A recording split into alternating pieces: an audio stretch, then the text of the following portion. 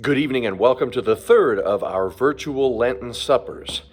Tonight, before we begin, I just want to talk a little bit about Sunday's gospel, which is the account of Jesus cleansing the temple. He drives out the money changers. If we have in our mind the image of the temple being full of animals, then we need to get that right out, because that's not the way the temple was constructed. Animals would never have been allowed inside the temple, but there were courtyards outside the temple, and those are where the money changers and those are where the animals were sold. The temple was a complex, like a small village, or like 4-H fairgrounds.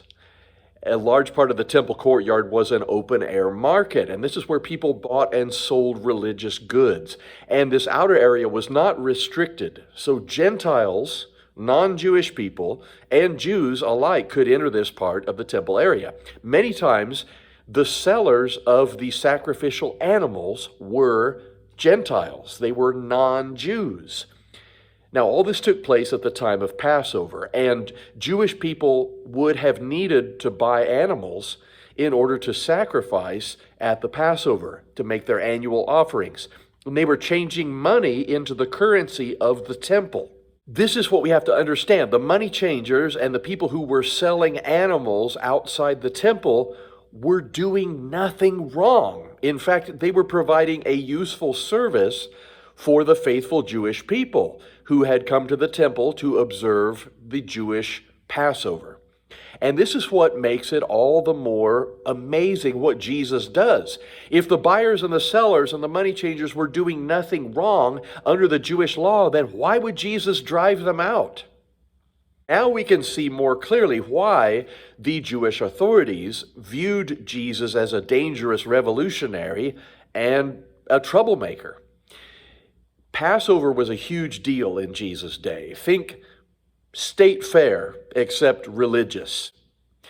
It was an event. It was the time of year where you got to go into the temple area, even if you weren't a Jew, and you got to see everything there was to see in Jerusalem, take in the sights, see the hubbub of all the different sellers who were selling their religious goods. And because Jerusalem was under Roman rule, there would have been Roman influence there as well. Roman guards and tax collectors to make sure that this big moneymaker for Jerusalem also paid their taxes to Caesar. Now here comes Jesus during this festival, this big money-making time in the temple. And he goes into the middle of the courts of the temple and he starts driving out the buyers and the sellers and overturning the tables of the money changers. So what does it mean? Why does he do this? Jesus grew up in a Jewish family. He would have been very familiar with Passover and what happened in Jerusalem at the time of Passover. It happened every year. So what made Jesus so angry this time? Well, let's think about this. Under Jewish law, in order to receive God's grace at Passover, every Jewish household must offer a sacrifice. Money offered in the temple had to be a certain currency. Therefore, money used outside the temple had to be changed. It was necessary for every Jewish household to offer sacrifice at Passover. The sacrificial animals and the temple currency were only available at the temple, and so the prices went up as the demand went up. So if your access to God's grace is dependent upon your ability to pay for the sacrificial animals, who would be blocked from receiving God's grace? Poor people, the dispossessed, the ones who couldn't afford to buy a sacrificial animal. So what was profaning the temple? It was not the animals, and it wasn't the money changers, it wasn't the people buying and selling, it was the injustice. In Mark's account of Jesus cleansing the temple, Jesus quotes Isaiah 56:7. He says, "My house shall be called a house of prayer for all nations, but you have made it a den of robbers."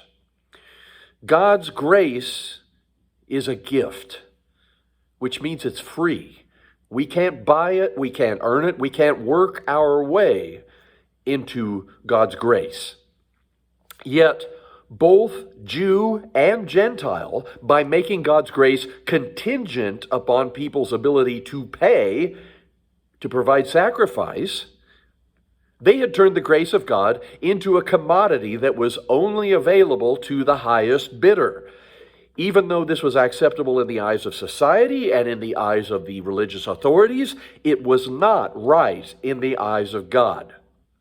Because there were people being told that they were not worthy of God's grace simply because they could not pay. Because of a social construct, because of the abuse of religion, there were people who believed that God did not love them. And that is why Jesus became angry, and that is why Jesus cleansed the temple.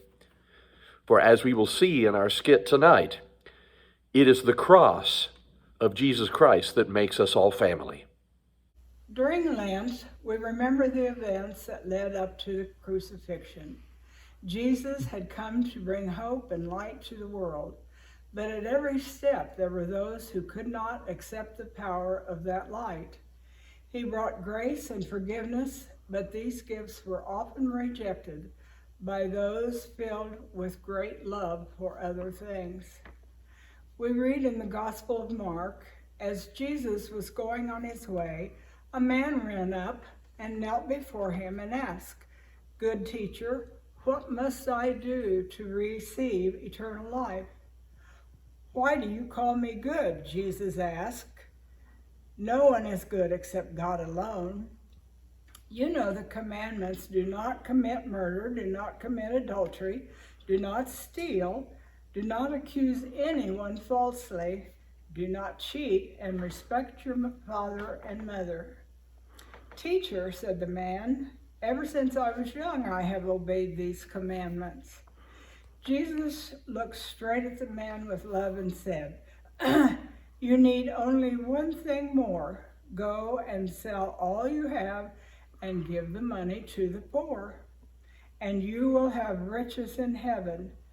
Then come and follow me." When the man heard this, gloom spread across his face, and he went away sad because he was very rich. When Jesus spoke the truth, there were those who could not face its light, and they turned away.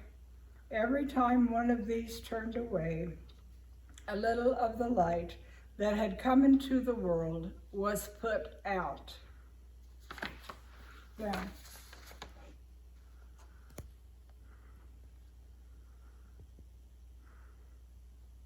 Okay. Mark 3:31-35. Then Jesus' mother and brothers arrived. Standing outside, they sent someone to call him. A crowd was sitting around him, and they told him, "Your mother and brothers are outside looking for you." "Who are my mother and my brothers?" he asked. Then he looked at those seated in a circle around him and said, "Here are my mother and my brothers. Whoever does God's will is my brother and sister and mother." John 19:26 and 27. When Jesus saw his mother there, and the disciple whom he loved standing nearby, he said to his mother, "Dear woman, here is your son," and to the disciple, "Here is your mother." And from that time on, this disciple took her into his own home. The scene, John and Mary, the mother of Jesus, come walking in arm in arm. It is the day after the crucifixion of Jesus. The two walk over to the cross, stop, and look upward at it for a few minutes. "Woman, behold your son. John, behold your mother." You know, Mary, when he said those words, I didn't know what to think at first. But don't get me wrong, Mary, I've always been fond of you. You've always been so much gentler than my mother. But then, just because that's the point, I already had a mother. And my own mother was standing well not too far away. You've got to understand that I felt pretty awkward. Awkward.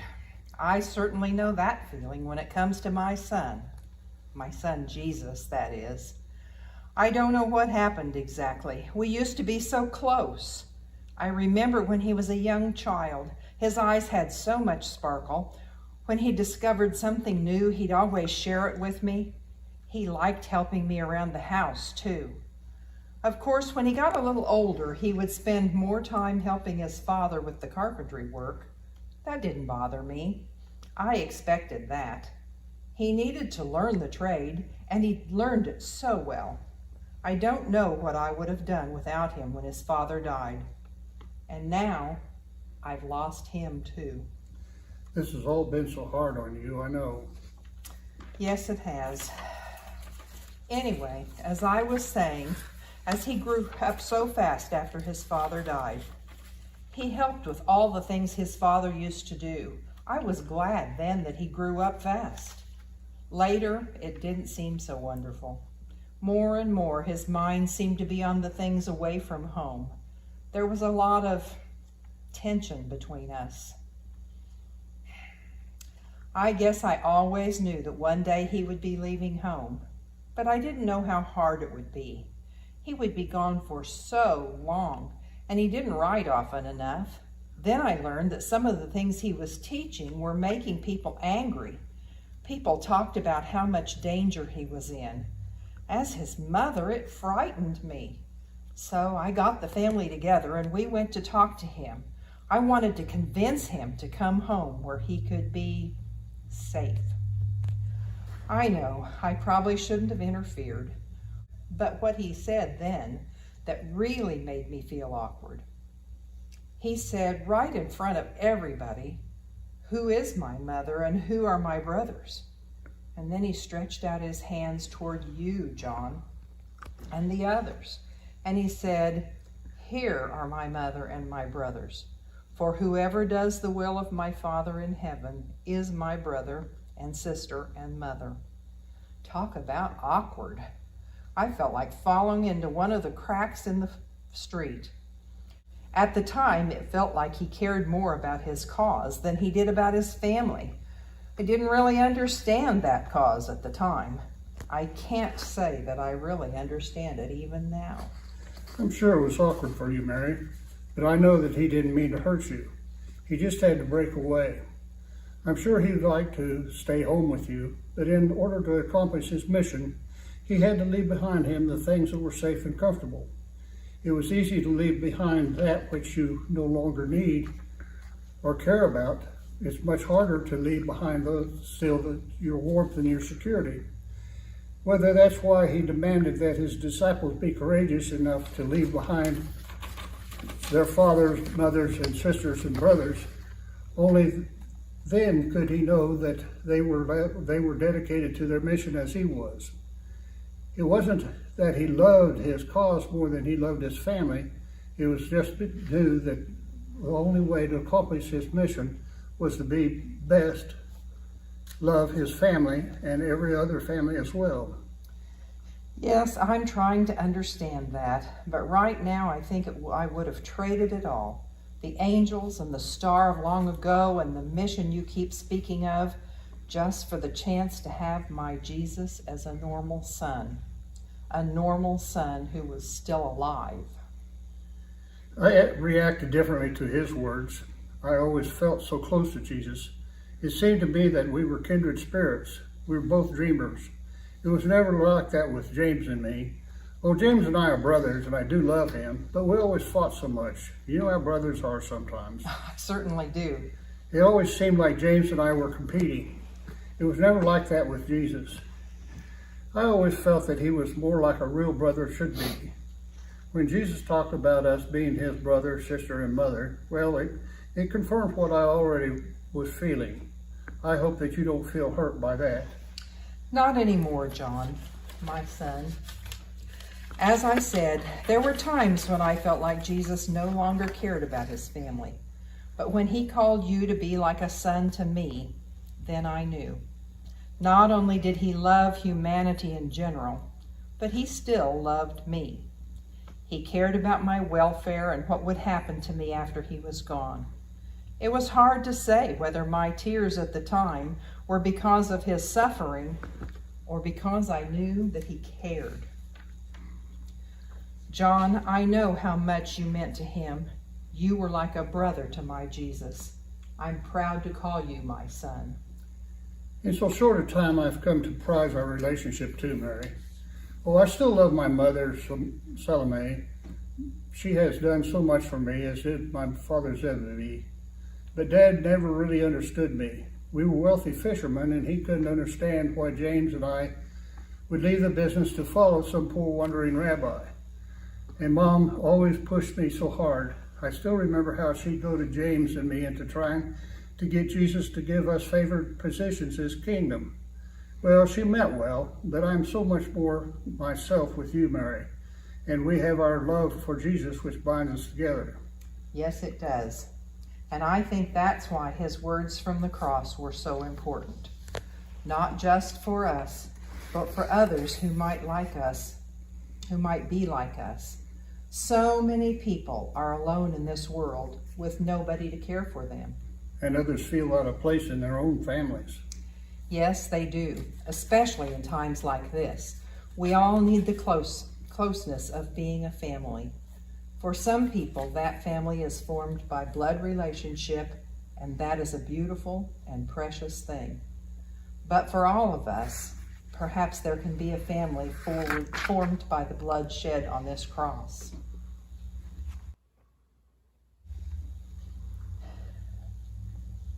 And that is even more beautiful for all who live with others. And for all who live alone. We need the binding power of the love shown so clearly on this cross. Every person needs to know that he or she is cared about. Every person needs to know what we have found out. This cross has made us family.